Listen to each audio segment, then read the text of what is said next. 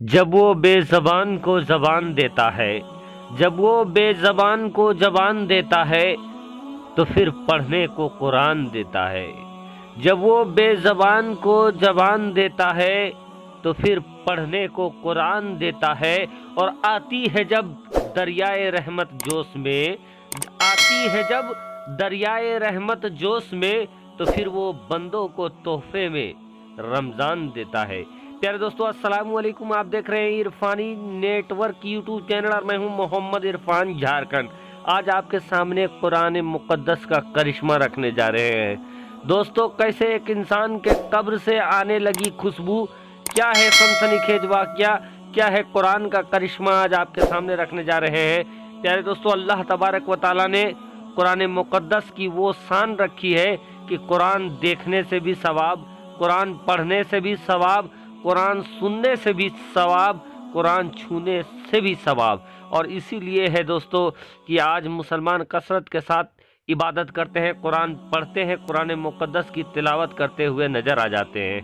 پیارے دوستو، اللہ تبارک و تعالی قرآن مقدس کے اندر دنیا جہان کی نعمتیں رکھا ہے، برکتیں رکھا ہے، اور دنیا بھر کے علم کو نچوڑ کر قرآن مقدس میں ڈال دیا ہے۔ برکیف دوستو، آج کا واقعہ ایک ایسے شخص کے اوپر ہے جو بالکل پڑھا لکھا نہیں تھا، لیکن دوستو موت کے بعد اس کے قبر سے آنے لگی خوشبو۔ کیا ہے واقعہ؟ چلیے ویڈیو کا آغاز کرتے ہیں، لیکن اس سے پہلے آپ سے ادباً گزارش کرنا چاہیں گے، اگر ابھی تک چینل کو سبسکرائب نہیں کیا ہے، چینل کو کر لیجئے سبسکرائب، ساتھ ہی ساتھ بیل کے بٹن کو کر دیجئے آن، اور آل نوٹیفیکیشن کے آپشن کو دبا لیں تاکہ آنے والا ہر ویڈیو سب سے پہلے آپ تک پہنچ سکے۔ پیارے دوستو، اسلام دھرم میں قرآن مقدس کا بڑا مرتبہ ہے، اور قرآن مقدس اللہ کا کلام، سیدھے طور پر اسے اللہ کا کلام کہا جاتا ہے، اور یہ اللہ کا کلام ہے۔ پیارے دوستو، عزیزان ملت اسلامیہ، ایک بار کا واقعہ ہے کہ کچھ لوگ قبرستان پہنچے تھے، کہ قبرستان کے اندر ایک پرانے قبر کی طرف لوگ گئے تو انہوں نے دیکھا کہ ایک قبر ہے جو کافی پرانی ہے، دھس بھی گئی ہے، لیکن وہاں سے بڑا مسک و عنبر کی خوشبو آ رہی ہے۔ لوگ بڑا حیران ہوئے، چونکہ سارے لوگ دوسرے میت کو دفنانے کے لیے قبرستان گئے تھے۔ جب خوشبو آئی ٹنٹنا کے تو سارے لوگ اس خوشبو کی طرف مائل ہو گئے۔ جب دیکھا تو ایک پرانی قبر ہے جو آدھا دھسی ہوئی ہے، اور خوشبو اسی قبر سے آ رہی ہے۔ لوگوں نے جھانک کر دیکھا تو دیکھا کہ قبر تو پرانی ہے، لیکن قبر کے اندر جو جنازہ رکھا ہوا ہے اس جنازے کا کفن بھی ابھی میلا نہیں ہوا ہے، بلکہ کفن بھی دگادگ ہے، چکا چک ہے، اور خوشبو یہیں سے آ رہی ہے۔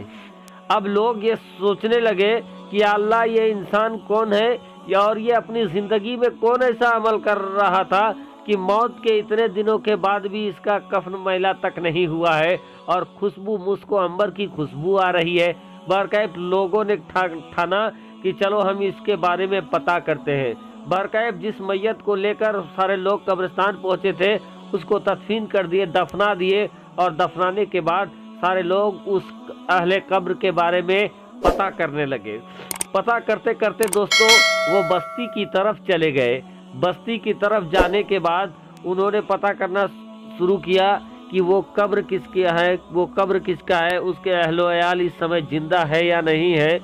تو دوستو بڑی مشقت کے ساتھ ان لوگوں کو پتہ چلا کہ فلاں شخص کی وہ قبر ہے، اور اس کا گھر اس جگہ پر ہے جس جگہ پر بتایا گیا۔ سارے لوگ وہاں پر چلے جاتے ہیں اور جا کر دیکھتے ہیں کہ ایک چھوٹا سا مکان ہے، بڑا غربت میں جس طریقے کا غریبوں کا مکان ہوتا ہے اسی طریقے کا ایک مکان ہے، اور مکان اندر سے بند ہے۔ سارے لوگ جاتے ہیں، دروازے میں دستک دیتے ہیں تو اندر سے ایک بوڑھی عورت کانپتے ہوئے نکلتی ہے۔ معلوم ہوتا ہے کہ جو قبر جن کا تھا وہ اس اہل قبر کی یہ بوڑھی عورت जौजा यानी उनकी वाइफ पत्नी थी। अब दोस्तों सारे लोग चूंकि जानना चाहते थे उस इंसान के बारे में, उस इंसान के अमल के बारे में, तो उन लोगों ने उस बूढ़ी औरत को उसके शौहर के कब्र का सारा माजरा बता दिया कि कैसे आपके शौहर के इंतकाल के इतने दिन के बाद भी आज उनका कफन मैला तक नहीं हुआ है और उनके कब्र से खुशबू आ रहे हैं। तो आप बताइए कि आपके शौहर अपनी ज़िंदगी में, अपने हयात में कौन ऐसा अमल करते थे कि जिसका फल अल्लाह तबारक व तआला ने ऐसा दिया है कि कब्र से मुस्को अंबर की खुशबू आ रही है, कफन भी मैला नहीं हुआ है। वो बूढ़ी औरत अपने दिमाग में जोर लगाती है और कहती है कि मैंने तो उनको कोई ऐसा अमल करते हुए नहीं देखा है, लेकिन अलबत्ता मैं आपको ये बता दूं कि मेरे शौहर वो नमाजी थे, 5 वक्ता वो नमाज पढ़ते थे और जब वो फजर के वक्त नमाज के लिए जाते और मस्जिद में उनको जब फजर की नमाज वो अदा कर लेते और दूसरे लोगों को देखते कि दूसरे लोग कुरान मुकद्दस की तिलावत कर रहे हैं, तो इस चीज़ से वो बड़े उदास हो जाते, चूँकि उनको कुरान पढ़ना नहीं आता था। और उसके बाद वो घर में आते, घर में आने के बाद बड़े अदब व एहतराम के साथ कुरान निकालते और कुरान के हुरूफ पर अपने उंगली को लगाकर उसको देखते, जैसे पढ़ने का जो नकल किया जाता है, जिस तरीके से पढ़ा जाता है उसी तरीके से आयतों पर वो फेरते और कहते कि या अल्लाह जो कुछ भी इसमें लिखा है वो सही है।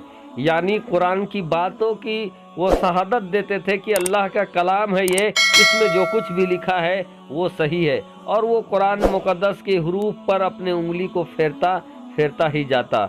यही अमल वो कसरत के साथ हर दिन किया करता था। रोता भी जाता कि उनको कुरान पढ़ना नहीं आता है, लेकिन वो हुरूफ पर अपना उंगली चलाया करता था।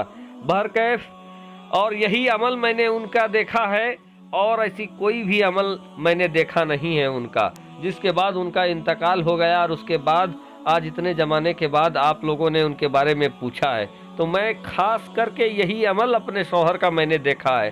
अब दोस्तों लोगों को ये रोशनी मिल गई कि इन लोगों को जो जानना चाहते थे कि आखिर इनका अमल क्या है, उन लोगों को पता चल गया कि अल्लाह तबारक व तआला ने कुरान से मोहब्बत करने का सिला उनको ऐसा दिया है, कुरान पर विश्वास करने का सिला ऐसा दिया है कि अल्लाह तबारक व तआला ने उनके कब्र में खुशबू डाल दिया है।